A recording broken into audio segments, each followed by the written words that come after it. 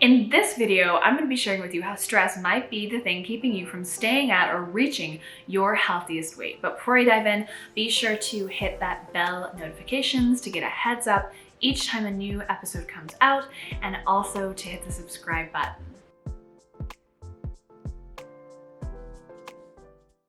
My name is Sabrina Joy. I'm a yoga therapist, aromatherapist, meditation instructor, and nutritional coach. And my specialty is stress management. Now, a lot of the clients that I work with in the world of stress management are struggling not only with chronic stress, but also with finding a healthy weight for their body. So in today's episode, I want to talk about how stress can affect the way that we eat, can affect our weight, and then different ways that we can begin to step in and stop negative eating cycles. Before we dive in, I do want to say something about weight management. So this video is not about how to lose weight or how to get skinny, but rather it's about how to stop negative eating habits to find our healthiest weight, which is different for every body and doesn't look the same on the outside. So that's important to keep in mind as we dive into this discussion all about eating.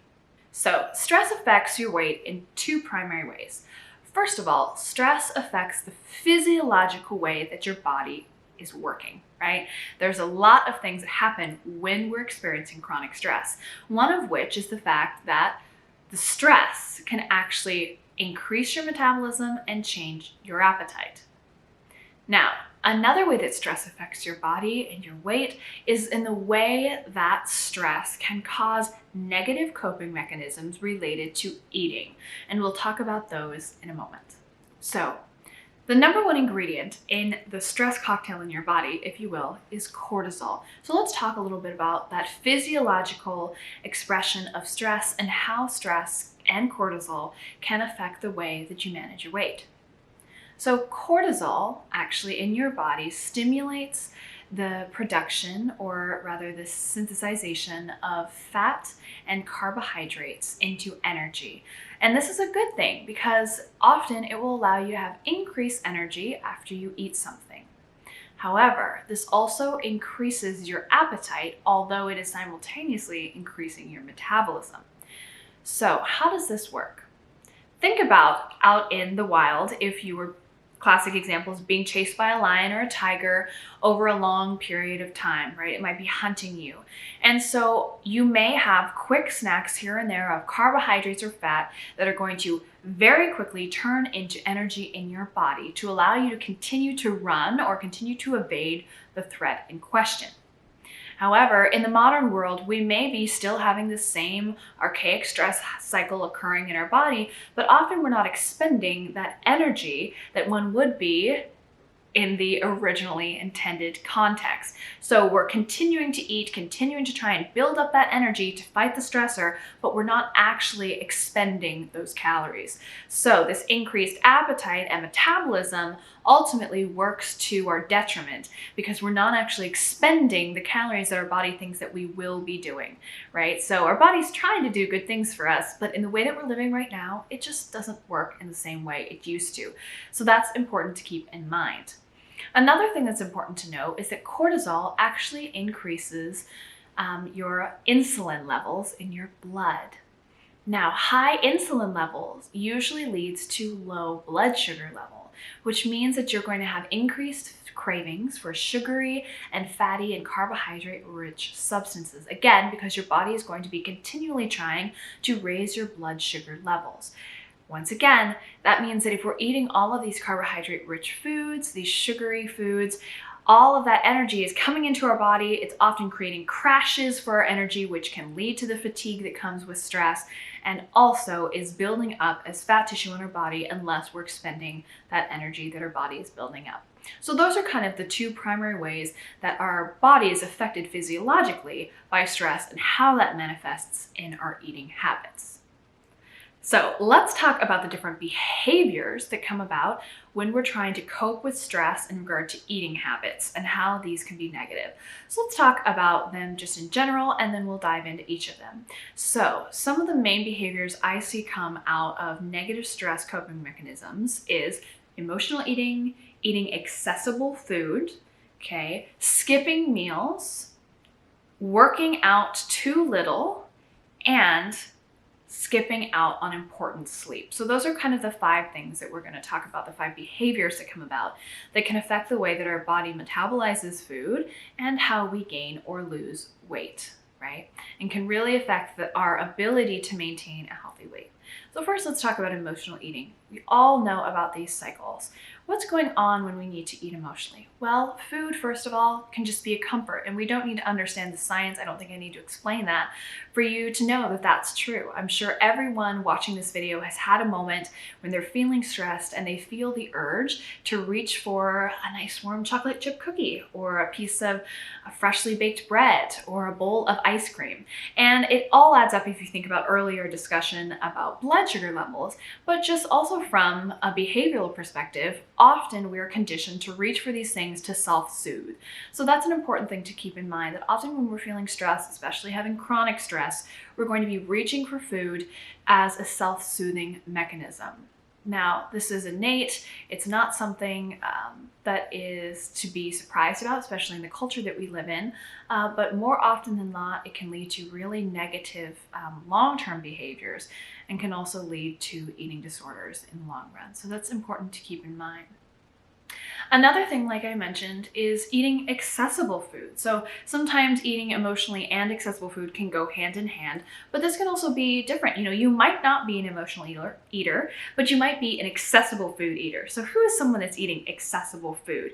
That might mean that you're running all day, dropping off kids, picking up things at the store, or you're running from meeting to meeting at work, and you only have 10 minutes to eat, so you're stopping through a fast food joint or just eating like a Cliff Bar or something, and that's your meal. Now, eating accessible food doesn't always lead to excess calories, although it usually does. But another downfall of eating accessible food is often that these foods are not very nutrient dense. So you're going to need to refuel more frequently, and also you may have a vitamin or mineral deficit because you're reaching for highly processed foods. So that's something to keep in mind. Now, another thing that kind of comes in that follows really close after that I mentioned earlier is skipping meals. So an important thing about maintaining weight isn't always just being in a calorie deficit. Sometimes you can be in too much of a caloric deficit, and you may find yourself, if you're a chronically stressed individual, losing too much weight rather than gaining too much weight.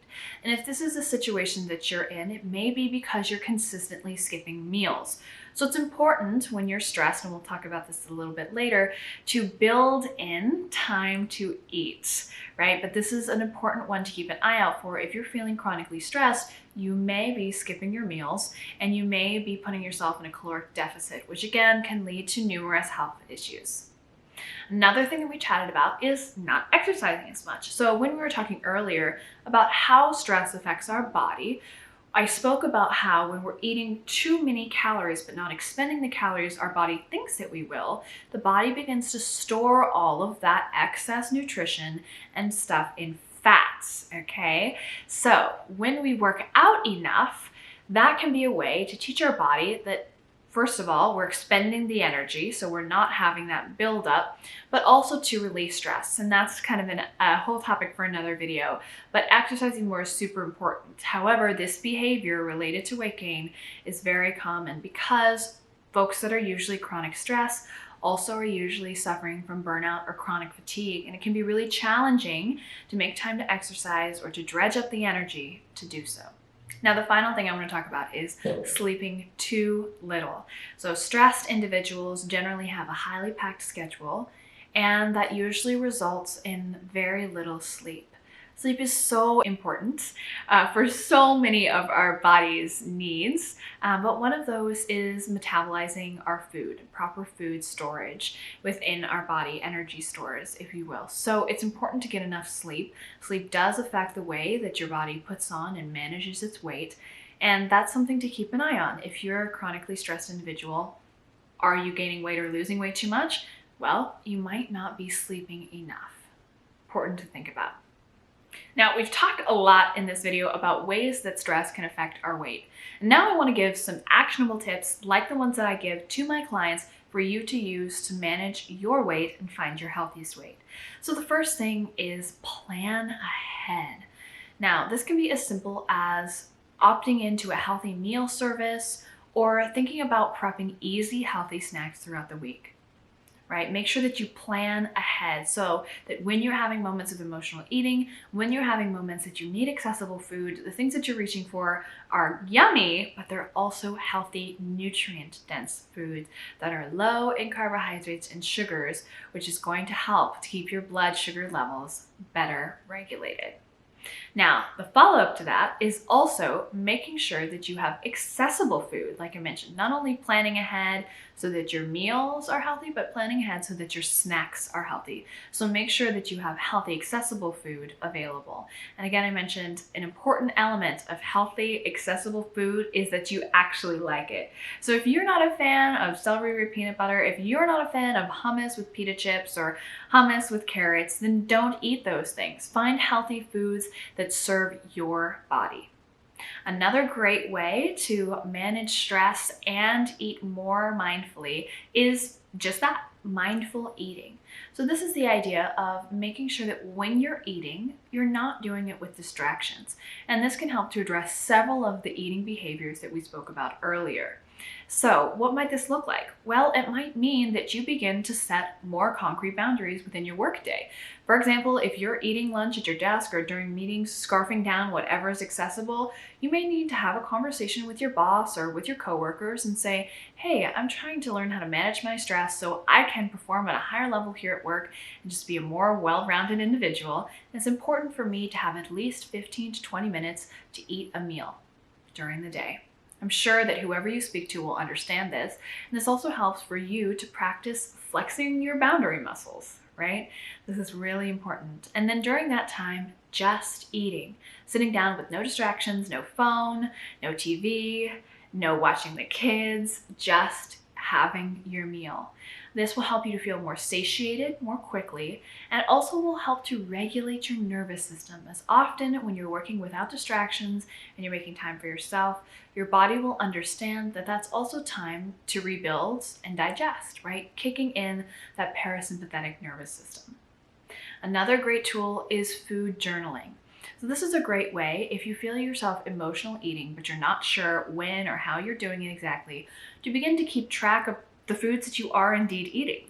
What I love to do is to have a journal handy and make sure it's a journal that you like to write in. And at the end of each day, sit down and record everything that you've eaten. You can also carry it with you if it's a pocket size and record each meal for just at least 1 week. And then look back and take note of all of the things you've eaten and when you've eaten them. And again, circle back to our earlier tip then of making conscious planning decisions from then on. And the final thing is exercising more. This is something that is so valuable for your body, for almost all of your bodily systems, and is so important for managing your weight and finding a healthy weight. Just like finding healthy food that you like is important, so is finding exercise that you like. If you don't like to run, don't do it. If you don't like to do weightlifting, don't do it. Try on different types of exercise. There's so many. You can go dancing, you can do karate, you can take spin classes, you can go swimming, you can walk your dog. So many great ways to move your body. So I really encourage you to experiment with those. If you want to lean into some stress management practices that can help move all of your bodily symptoms into a better alignment and help you feel better all around, I would love to recommend our 5 free guided meditations. So if you go to the link in the episode description below, you'll find a link that will guide you to a place you can give your email, and then every day for 5 days, you will get an email with a downloadable MP3, including a guided meditation by me. All of the guided meditations have different modalities, so you'll get to try different ways to meditate, and you'll be actively regulating your nervous system, helping to reduce the amount of stress that you're experiencing and also regulate the way that your body is processing your stress. Really valuable tool. Feel free to grab those again in the video description below. Thanks so much for spending time with us. Be sure to hit the subscribe button and the bell notification, and I will see you in our next video.